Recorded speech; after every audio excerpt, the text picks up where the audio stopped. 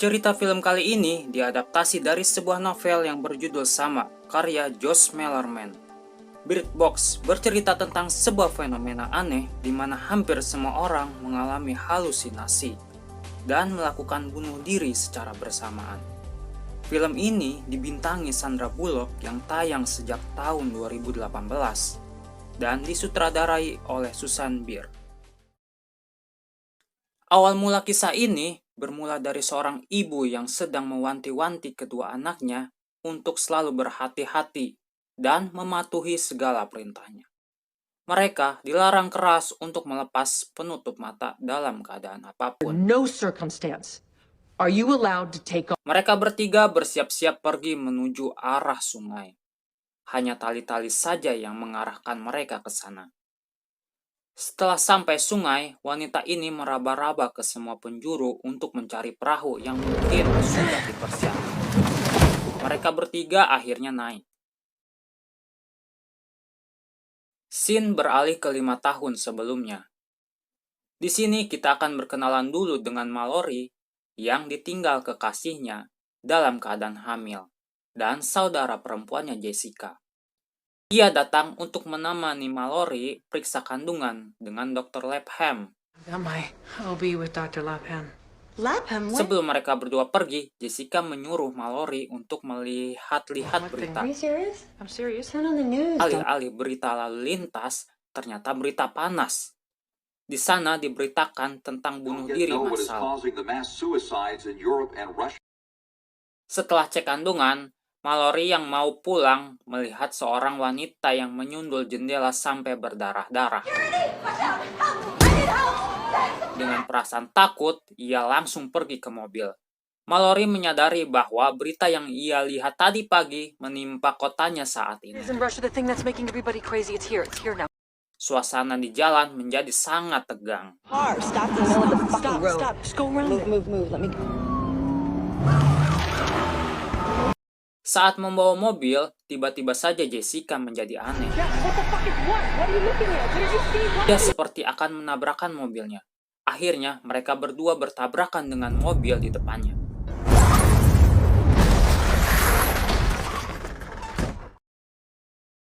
Mereka berdua bangun, dan dengan wajah yang frustasi, Jessica menabrakkan diri ke truk.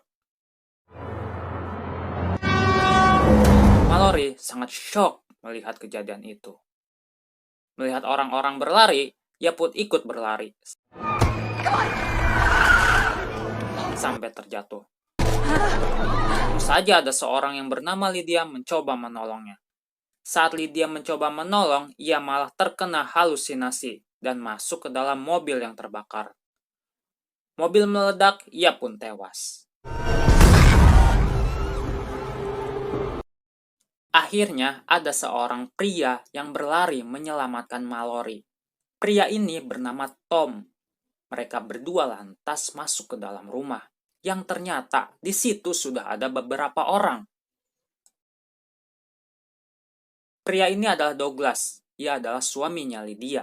Beberapa orang menyadari ini disebabkan oleh makhluk yang tak terlihat. Mereka berinisiatif untuk menutup jendela rumah. Close the windows. Get the windows. Close all the windows. Tom yang melihat Mallory yang masih shock dengan kejadiannya itu mencoba menenangkan Mallory. feel like you may have a concussion. I'm Okay, fine. Setelah 3 hari sejak kejadian tersebut, ternyata stok makanan mereka sudah menipis. Mereka harus berburu makanan. How about when we're finished with this, we go for a food run? Saat berbincang tentang mencari makanan, tiba-tiba ada yang mengetuk pintu untuk meminta bantuan. What you don't understand is Ia bernama Olympia. Ia memohon untuk dimasukkan ke dalam. Douglas sangat keberatan jika ada orang yang baru. we can't let anyone open the I'm goddamn gonna open the door. Sampai akhirnya Mallory harus menggunakan senapan agar Olympia bisa masuk. Ia boleh masuk dengan syarat. Ia harus menutupi dirinya dengan selimut. Setelah dilihat-lihat, ternyata Olympia pun sedang mengandung. Are you pregnant? Seseorang yang bernama Greg ia mempunyai ide untuk melihat makhluk itu menggunakan kamera pengawas. Ia beranggapan jika melihat secara tidak langsung, mungkin saja tidak akan terpengaruh. Dan dengan kamera pengawas juga, ia bisa menggunakan teknologi ini untuk mencari stok makanan. Greg berusaha meyakinkan mereka semua. Harus ada orang yang melakukan ini. Akhirnya, Greg meminta diikat di depan monitor. The remote. There you go, bud. I know. Setelah beberapa lama, Greg melihat bayangan. Matanya pun berubah. Sementara itu, di bawah, Douglas dan yang lainnya mendengar suara yang tidak beres di tempat Greg. Mereka ke tempat Greg dan benar saja, Greg sudah tewas karena kepalanya terbentur. Dan monitor pun dihancurkan. Ternyata ide Greg adalah ide yang buruk. Fucking told him it was a mistake. Scene berganti di 5 tahun yang datang lagi. Mallory yang berada di atas perahu mendengar suara asing di antara kabut. Ia menembakkan pistolnya ke arah suara. Tiba-tiba, ia diserang oleh seorang pria gemuk yang membuat pistolnya terjatuh. Pria itu menginginkan Mallory untuk membuka matanya. Menurutnya, makhluk itu indah. I've seen one. Saat pria itu menangkap Mallory, untung saja di perahu itu ada golok. Sampai akhirnya Mallory berhasil menebas pria itu. Everyone was Scene berganti lagi ke masa 5 tahun yang lalu. Akhirnya yang ditakutkan pun tiba. Mereka kehabisan makanan. Untuk bertahan hidup, mereka harus keluar dan mencari makanan. Pria ini bernama Charlie. Ia menyarankan agar mencari stok makanan di swalayan field, karena ia bekerja di sana. Untuk ke sana, mereka harus membuat kelompok. Kelompok ini berisikan Tom, Mallory, Douglas, Lucy, dan Charlie. Meski Charlie agak menolak, ia tetap harus ikut dikarenakan ia mengetahui sistem keamanan di sana. Ain't going nowhere. Charlie, you know the security system, you There's have no to go. chance I'm going, okay? Karena ini adalah rumahnya Greg, dan di dalam rumah Greg ini ada mobil, Tom mempunyai ide agar menutupi semua jendelanya. So the idea is if we can black out all the windows. Dan untuk arahnya, mereka hanya mengandalkan GPS.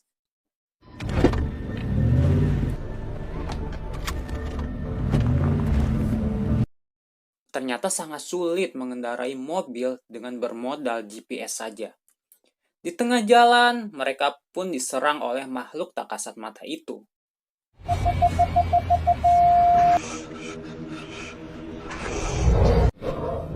Charlie, bring it down. Charlie, park. Tom menginjak gas sekuat-kuatnya. Hold on! Akhirnya, mereka sampai di pasar Field. Mereka keluar dari mobil dengan menutup mata. Mallory dan yang lainnya akhirnya berada di dalam swalayan. Mereka bisa mendapatkan apapun yang mereka mau. Minute space. Pick the non-perishables, the necessities. Where are the electronics? Mallory yang sedang berjalan-jalan menemukan beberapa burung di sangkar. Sedang asyik ngobrol dengan burung. Lalu Douglas membuat sebuah pengumuman.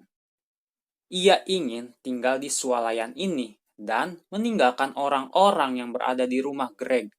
Namun ide itu ditentang Mallory. Perbincangan mereka dihentikan oleh suara yang berasal dari pintu.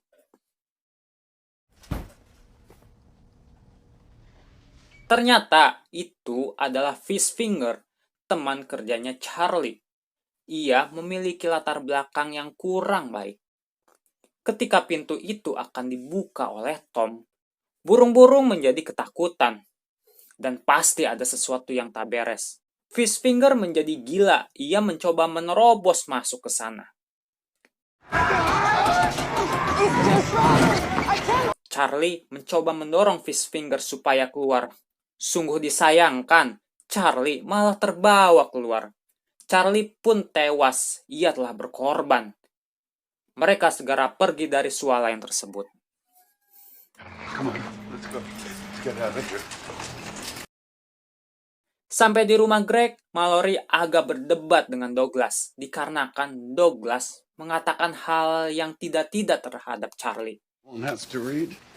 He saved us, you fucking Malam harinya ketika Mallory sedang menyendiri, Douglas datang untuk mengambil minuman.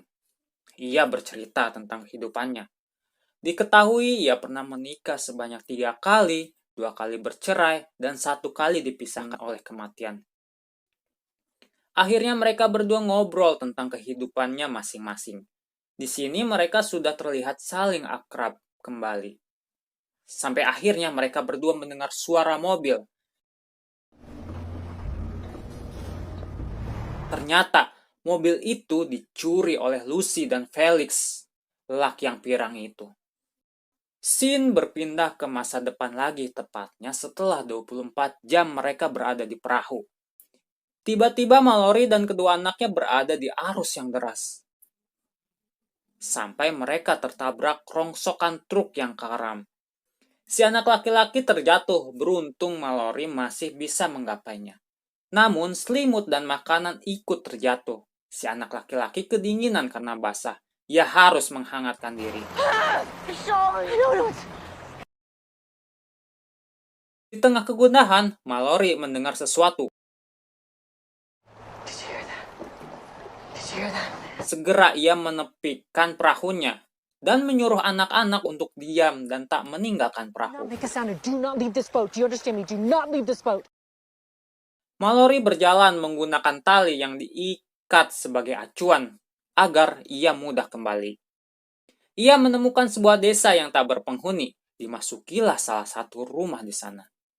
Ia menggantungkan talinya karena tak sampai.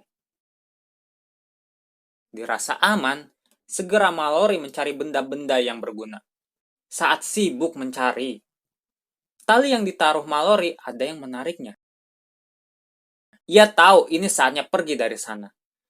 Dengan buru-buru, Mallory keluar sampai membuatnya terjatuh. Ia menembakkan pelurunya ke seluruh penjuru. Mendengar suara tembakan, si anak perempuan menjadi penasaran. Ia mengikatkan dirinya dengan tali dan malah keluar dari kapal. Ketika makhluk tak kasat mata ini akan muncul, ternyata ia sudah ditarik Mallory sampai ke perahu. Mallory sangat marah kepada anak perempuan ini. Say it. If something happens to me, what do you do? Dan akhirnya mereka melanjutkan perjalanan. Scene berpindah di masa lalu lagi.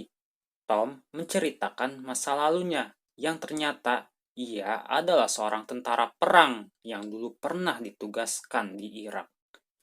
Ia diperintahkan untuk berpatroli dan memastikan semuanya aman. Sampai-sampai ia diberikan kalung oleh kawannya di sana. Mallory dan Tom kini bertambah dekat. Mereka terlihat saling menyukai. Malam harinya, saat Mallory mencari saluran radio, ternyata Olympia memasukkan seorang yang tak dikenal. Tentu saja ini membuat Mallory dan yang lainnya menjadi bersiaga. Sampai-sampai ia mengarahkan senapan ke orang asing tersebut. Orang ini mengaku sebagai Gary. Ia kabur dari orang-orang Northwood. Northwood adalah rumah sakit jiwa untuk para narapidana. Orang-orang yang mengejarnya ini tidak menggunakan penutup mata. Mereka memaksa supaya orang lain membuka penutup matanya. Eyes open so that we would have to look at the creatures. Mereka tak terpengaruh untuk bunuh diri. Mereka menganggap makhluk ini indah. Mendengar itu, Douglas dengan sigap merebut senapan dari tangan Mallory dan menyuruh Gary untuk keluar. Love meeting you. Now, fuck off. Si nenek pun tak kalah sigap. Ia menyerang Douglas dari belakang menggunakan vas bunga. Douglas pingsan, ia dikurung di garasi. Olympia mengaku kepada Mallory mengapa memasukkan Gary, dikarenakan ia mengingat dirinya kemarin yang ketakutan dan sendirian. Olympia membuat Mallory untuk berjanji akan menjaga bayinya. karena ia tahu bahwa ia lemah. Mallory menyetujuinya, dan akhirnya Mallory pun memberi hadiah gantungan kunci untuk diberikan kepada anaknya Olympia jika sudah besar nanti. And you can give it to your little one when she's old enough. Pagi itu ternyata air ketuban Olympia pecah. Ia akan segera melahirkan. Dibawalah ia ke lantai 2. Mereka membutuhkan handuk, spons, gunting, dan air yang banyak. Mallory pun ikut membantu membawakan air. Ternyata air ketubannya pun pecah.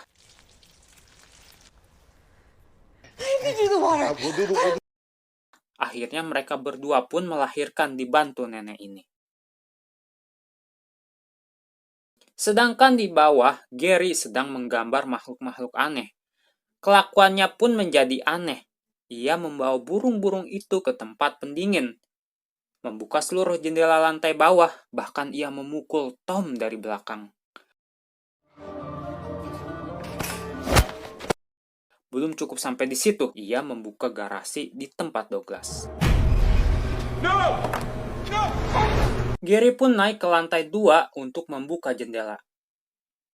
Ternyata Olympia melihat keluar. Ia terpengaruh. Mallory buru-buru mengambil bayi Olympia. Let me see your baby just for 1 minute. Let me hold your baby just for... Olympia lari dan melompat dari lantai 2. Tinggal si nenek.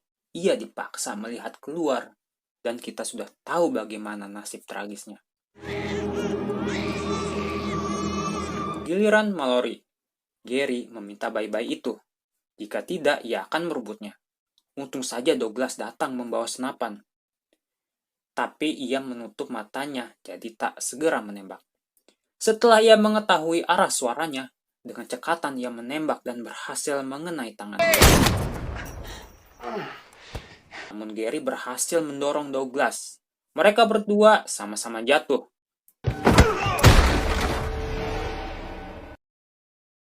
Douglas terluka agak parah. Karena Gary masih bisa bangun, ia berhasil menancapkan gunting ke dada Douglas. Nasib Douglas berakhir tragis. Saat itu Tom tersadar. Ia berencana mengambil senapan Douglas. Gary dan Tom berebutan senjata.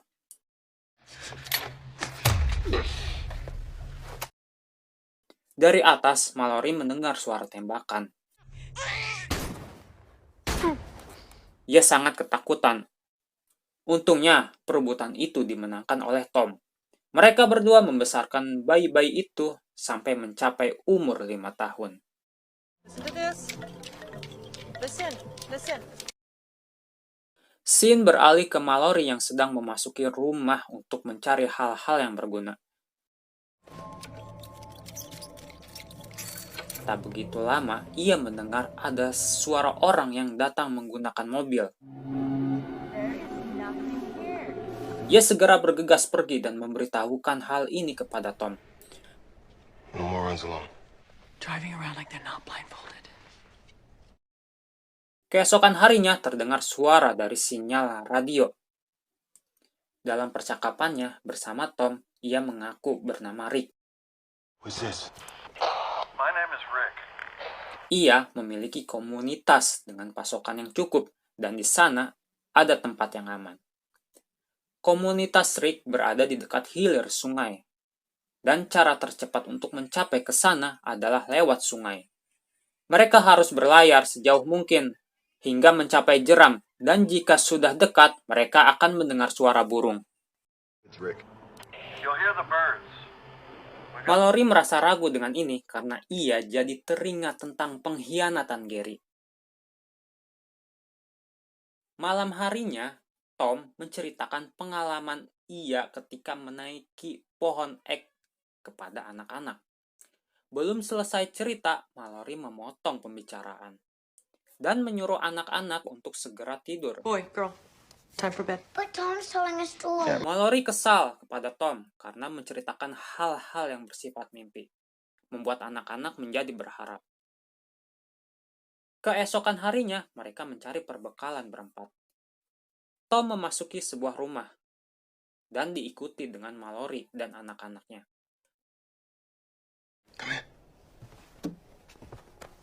Mereka menemukan biskuit rasa stroberi. Itu adalah barang yang langka. Mereka memakan biskuitnya dengan penuh sukacita. This is what strawberry tastes like. Kebahagiaan itu buyar ketika mereka mendengar suara mobil. Tanpa aba-aba, mereka langsung menembaki rumah itu. Tom mengatakan ia sangat mencintai Mallory dan memberikan kalung itu kepadanya. I love you so much. Tom akan menjadi umpan. Jika dalam 15 menit ia tak kembali, maka mereka harus meninggalkannya. Get to the boat and you go. Akhirnya Tom keluar. Can I help you? Baku tembak pun tak bisa dihindari. Tom tertembak di bagian kaki. Tom memutuskan untuk membuka penutup matanya. Beberapa musuh berhasil ditumbangkan. Tinggal menyisakan satu orang lagi. Saat Tom akan mengejar, ternyata makhluk itu datang dan mempengaruhi Tom. Saat Tom hampir kehilangan kesadaran, ia berhasil menghabisi satu yang tersisa. Sangat disayangkan, lalu Tom pun bunuh diri. Akhirnya mereka melanjutkan perjalanan tanpa Tom. Kembali ke masa depan di 38 jam di atas perahu. Mallory dan anak-anaknya mengadakan rapat karena ada hal yang genting yang harus diucapkan. Mereka akan menghadapi jeram, yaitu air yang bergejolak yang amat berbahaya. Dan salah satu dari anak-anak ini diminta untuk melakukan tugas yang penting. Salah satu dari mereka harus melihat dan mengarahkan jeram. One of you is gonna have to look. Sekarang 48 jam di atas perahu. Mereka pun rapat lagi karena jaraknya sudah dekat dengan jeram. Dan si anak perempuan mengatakan akan melakukannya. I'll do it. Karena mengingat janjinya kepada Olympia, akhirnya Mallory memutuskan untuk tak ada yang melihat jeram. Nobody's looking. Tiba di jeram, mereka terombang-ambing.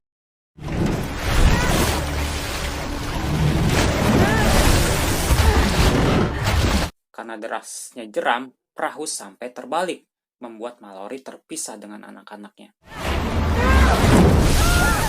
Tentu saja si anak lelaki terus memanggil. Dan si anak perempuan menggunakan bel yang berada di tangannya. Keep ringing, I hear you, keep ringing! Mereka bertiga berhasil selamat. Keep ringing. Petunjuk selanjutnya adalah mereka tinggal mencari suara burung. Semakin dalam, mereka pergi ke hutan. Mallory mendengar suara-suara aneh.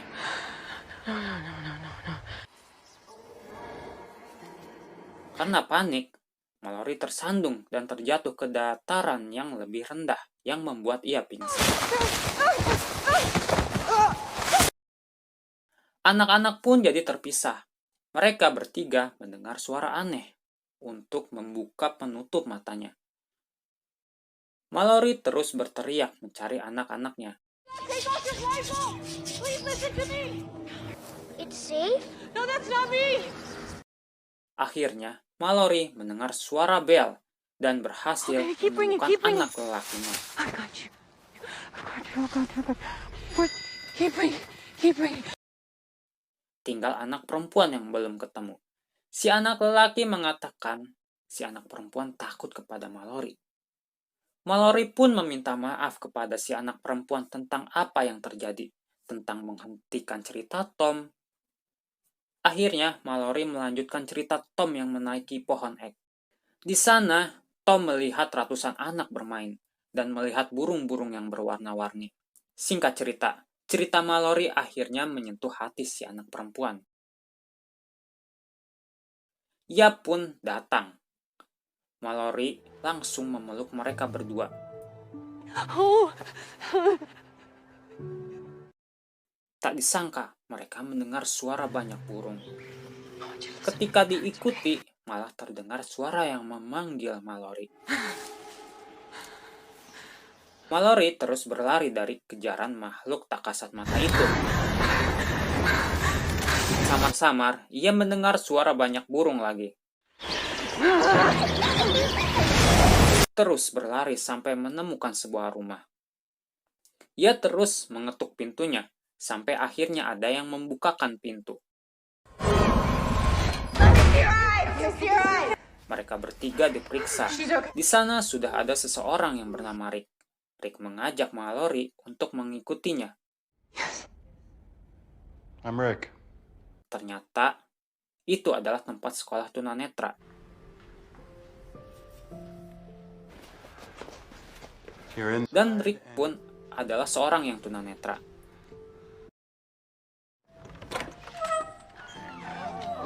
Ada banyak burung di sana, dan juga banyak anak-anak yang sedang bermain. Akhirnya, Mallory melepaskan burung yang ia dapatkan di swalayan.